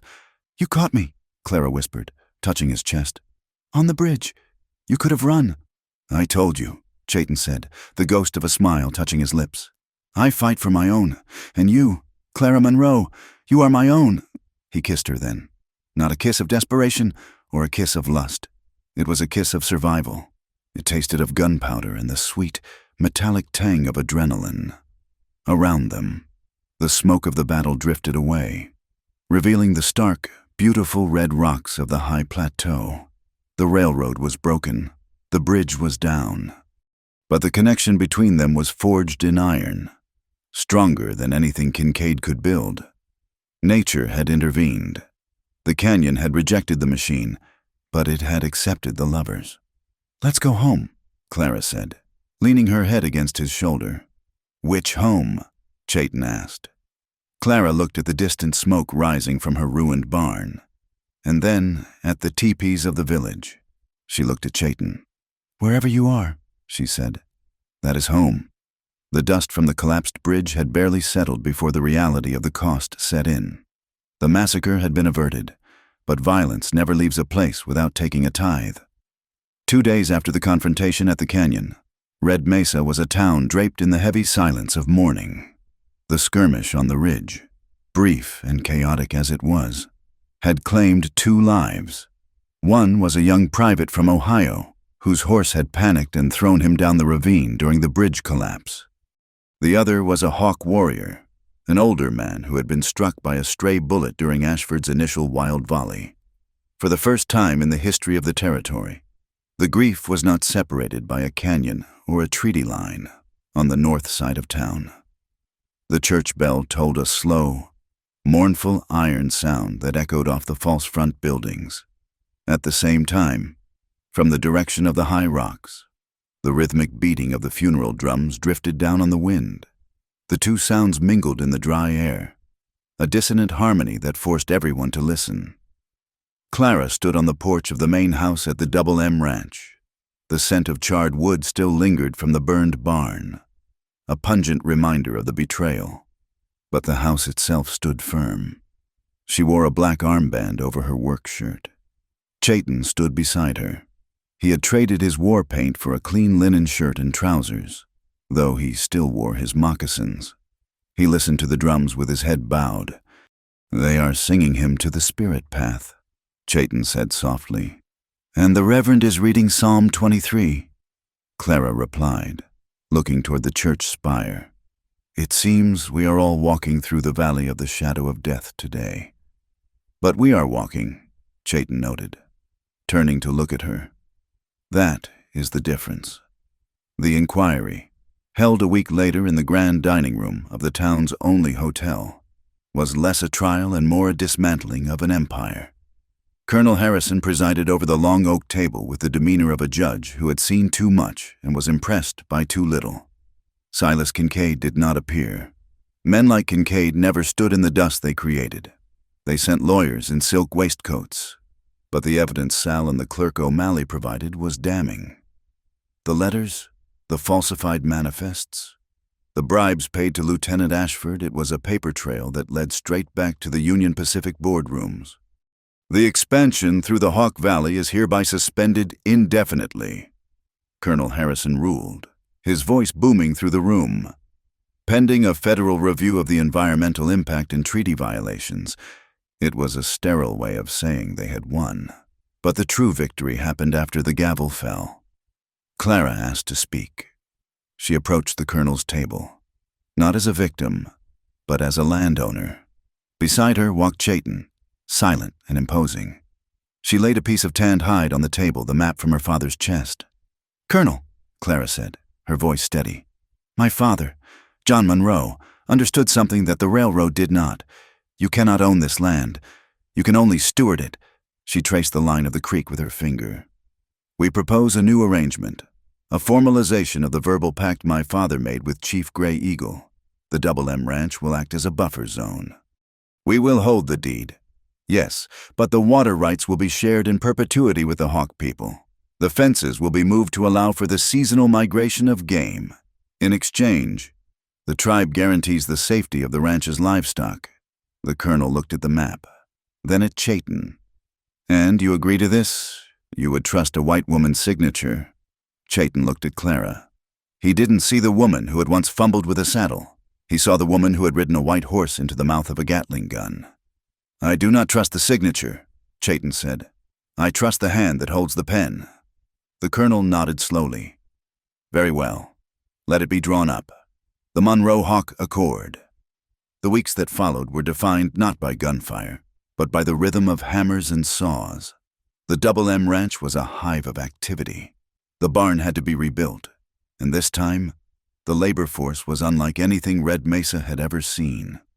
Young warriors from the village, shirtless and sweating, worked alongside grizzled ranch hands who had been hired back with the money Clara had saved. At first, the two groups eyed each other with suspicion, hands drifting near knives or hammers.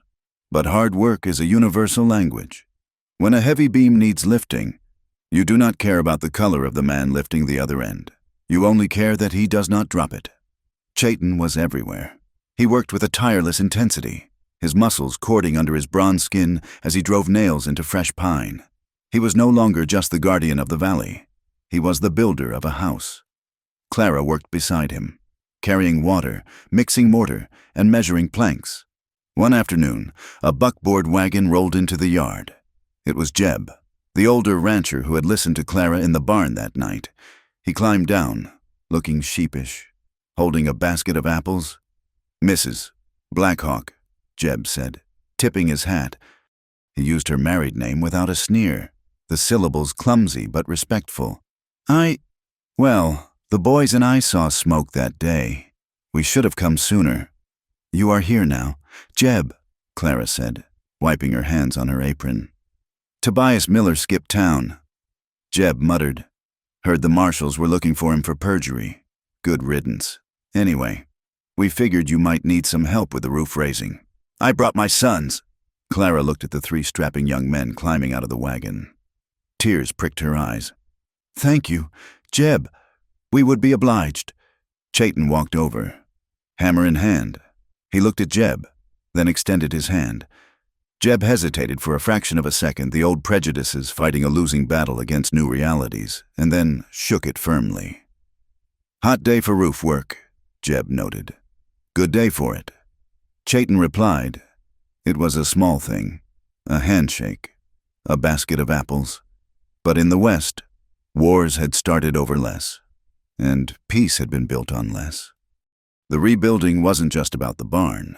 It was about the invisible architecture of their lives.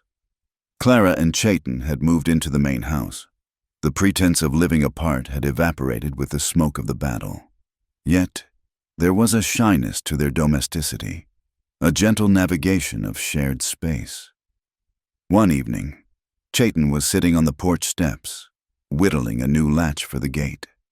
Clara came out with 2 tin cups of coffee. She sat beside him, her shoulder brushing his.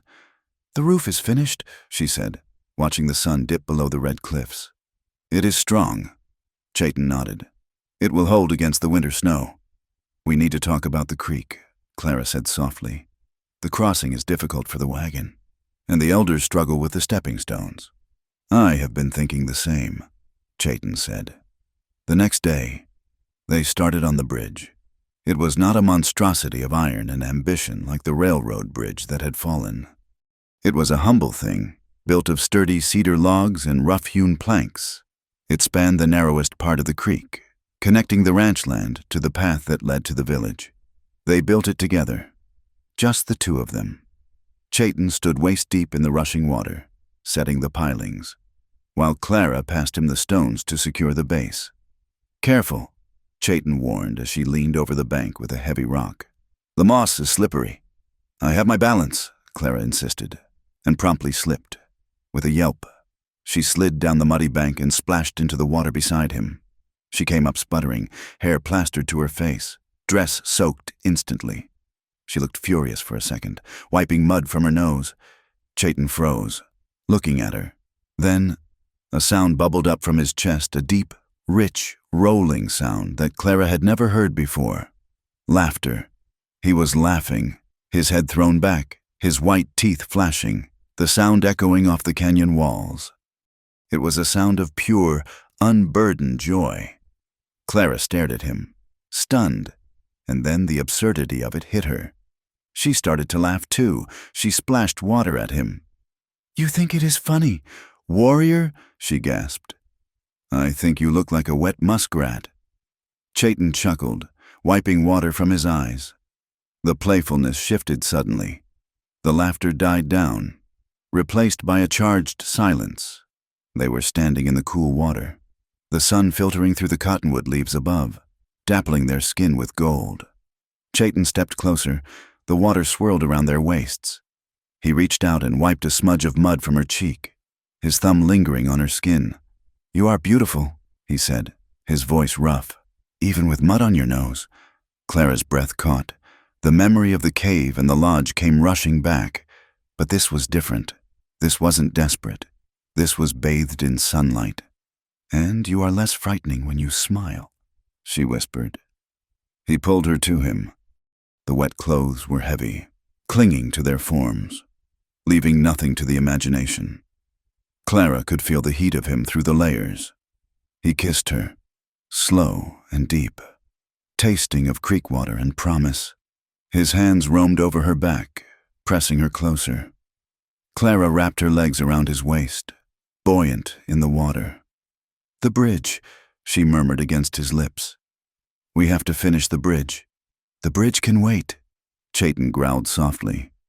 carrying her toward the grassy bank where the willows provided a curtain of green privacy. We have other things to build.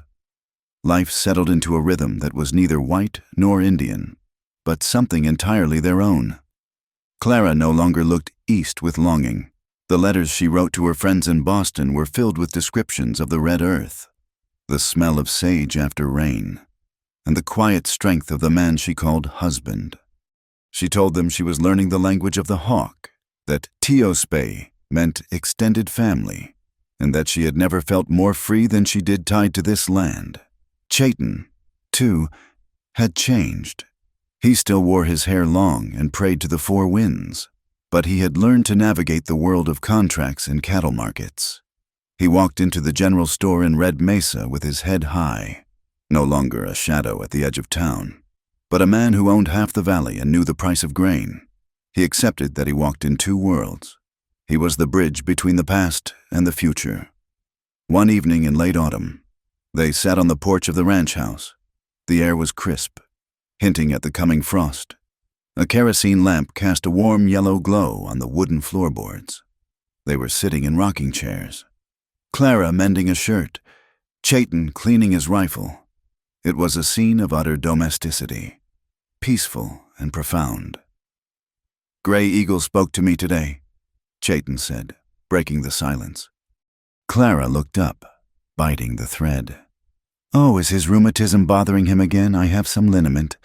His knees are old, but his mind is sharp." Chayton smiled. "He said the spirits are confused." "Confused?" Clara raised an eyebrow. "He says we are married by the law of the tribe, and we are married by the law of the land. But we have never stood before the people and chosen each other without a gun to our heads or a fire at our backs." Clara put the shirt down.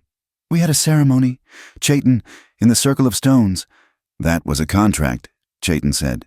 He set the rifle aside and leaned forward, resting his elbows on his knees. "An alliance to save the land. It was a good contract, but it is finished." Clara's heart skipped a beat. "Finished?" "The land is safe," Chayton said. "The railroad is gone. The barn is built. The debt is paid." He stood up and walked over to her chair. He knelt down on one knee, taking her hands in his. His hands were calloused, scarred, and incredibly warm. "I do not want to be your ally anymore, Clara," he said, his voice low and intense. "I do not want a marriage of convenience. I want a marriage of choice."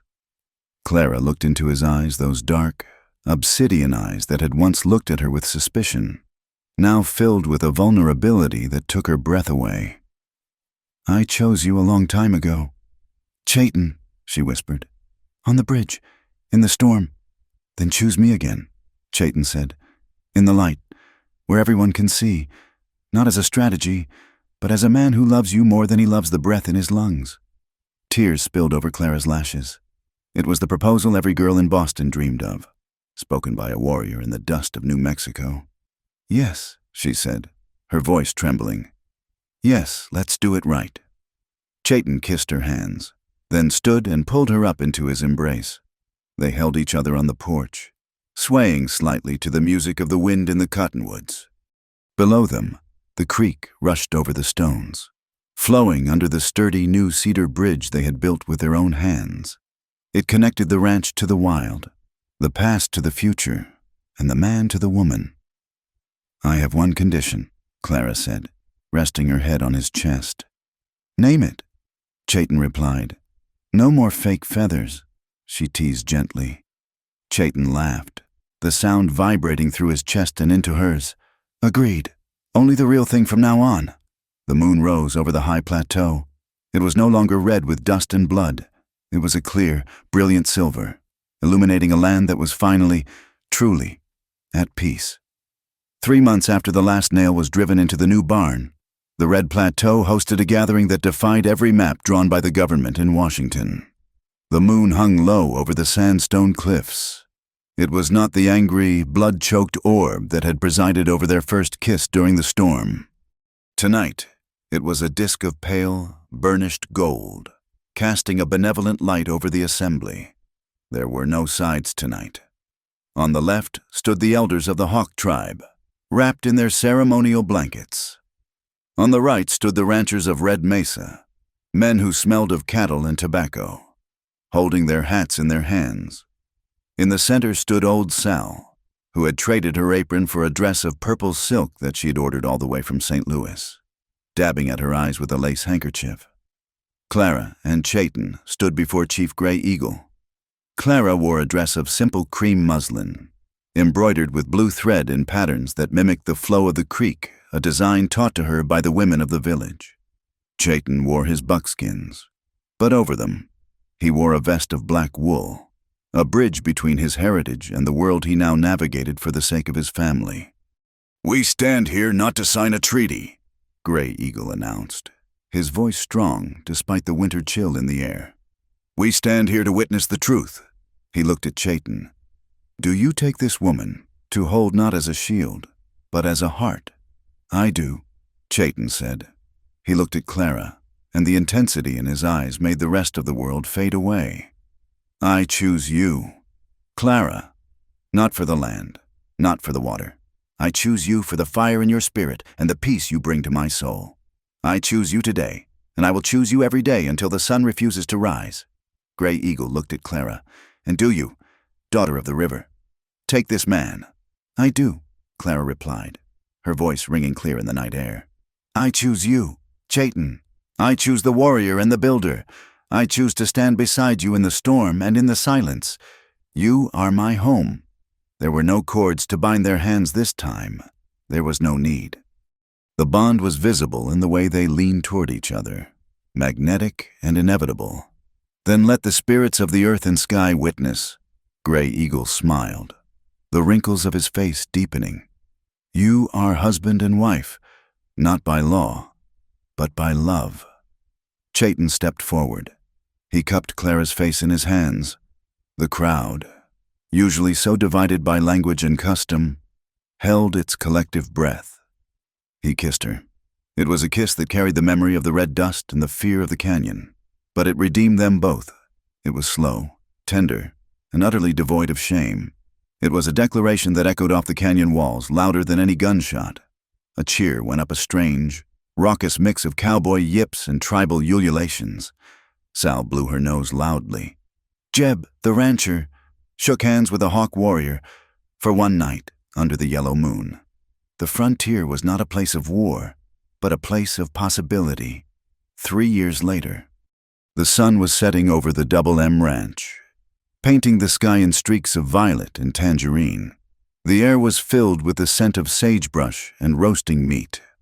On the high pasture, a small figure was laughing. Higher, Papa Higher Emma Blackhawk, 2 years old and possessing a shock of black hair and eyes as blue as the desert sky, was sitting on the back of a patient pinto pony. She sat with a natural balance that belonged to her father's bloodline, but she gave orders with the imperious diction of her mother's schoolteacher past. Chayton walked beside the pony, one hand resting lightly on Emma's back. He looked at his daughter with a softness that would have stunned the men who once faced him in battle. "Keep your back straight, little hawk," Chayton instructed softly. "The horse must feel your spirit, not just your weight. She rides better than you did at that age," Clara called out from the porch. Clara stood leaning against the railing, wiping her hands on a towel. She watched them, her husband and her daughter, framed against the vastness of the west.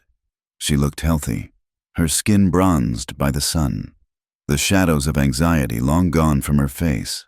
She placed a hand absent-mindedly on her stomach, where a new life had just begun to flutter, a secret she would share with Chayton later that night when the stars came out. The world had changed around them. The railroad had eventually been built, but not through the valley.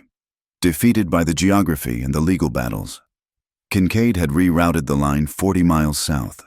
The Iron Snake had bypassed their sanctuary, leaving the sacred canyon and the ranch in peace. The town of Red Mesa had changed too. It was no longer just a rough outpost. It had become a strange, unique community where two cultures existed in a wary but functional harmony. They told stories about Clara and Chayton now. In the saloon, newcomers would ask about the Indian who ran the biggest cattle operation in the county. Or the white woman who spoke the Hawk language fluently and sat on the tribal council. They say she bewitched him, one drunk might whisper. No. Old Sal, who still ran the bar with an iron fist, would correct him, slamming a glass down. They say she saw him, and he saw her. That is a rare thing in this world. Mister, rare enough to stop an army. It had become a local legend, the story of the schoolteacher who refused to run and the warrior who refused to hate. It was a story told to children to teach them that courage did not always mean pulling a trigger. Chayton lifted Emma down from the pony and set her on the ground. She ran toward the house, her moccasins thumping on the wooden steps. "Mama, I rode the wind," Emma shouted, burying her face in Clara's skirt. "I saw you," Clara laughed, smoothing her daughter's wild hair. "Go wash up. Supper is ready." Chayton walked up the steps, dusting his hands on his trousers. He stopped in front of Clara. The years had added a few silver strands to his hair, but he stood as straight as the pines in the high country. He looked at the horizon, where the faint, mournful whistle of a train could be heard in the far distance, miles away. It was a sound that used to signify doom. Now, it was just a noise, irrelevant to their lives. "The herd looks good," Chayton said. "The grass is thick this year, and the creek is high," Clara added. They looked down at the water flowing past the house. The simple wooden bridge they had built together still stood, weathered to a silver gray by the sun but strong as ever. It was crossed daily now by ranchers coming to trade, by Hawk women coming to visit, by their own daughter running between two worlds that were rapidly becoming one. Chayton put his arm around Clara's waist, pulling her close. She rested her head on his shoulder, feeling the steady beat of his heart. "We made a good life, Chayton," she whispered. "We made a free life," he corrected gently. "That is the hard part." The sun finally dipped below the horizon, plunging the valley into the cool blue of twilight. But there was no darkness here. Not really. The windows of the ranch house glowed with warm yellow light. And from the village up the creek, the fires were being lit, answering like stars on the earth. They stood there for a long moment. The warrior and the rancher, the husband and the wife, watching the land they had saved and the family they had built. They had proven that blood was not destiny, and that the strongest fortifications were not made of stone, but of the choice to stand together when the world tried to tear you apart. They say that amidst the dust and gunpowder of the West, there was once a native warrior who gave his heart to a white woman, and in return, they taught this entire land that true freedom begins the moment we dare to choose love over fear. Thank you so much for listening to Kiss Under the Red Moon on the Plateau. I hope you enjoyed this journey through the Wild West as much as I enjoyed telling it. I would love to hear from you. Please leave a comment down below telling me where you are listening from. It is always amazing to see how far these stories travel. If you want to hear more tales of adventure, romance, and the rugged frontier, please subscribe to my channel, Wild West Tales. Don't forget to hit the like button and press that hype button to help this story reach more listeners. Your support means the world to me. Until next time, keep your powder dry and your heart open.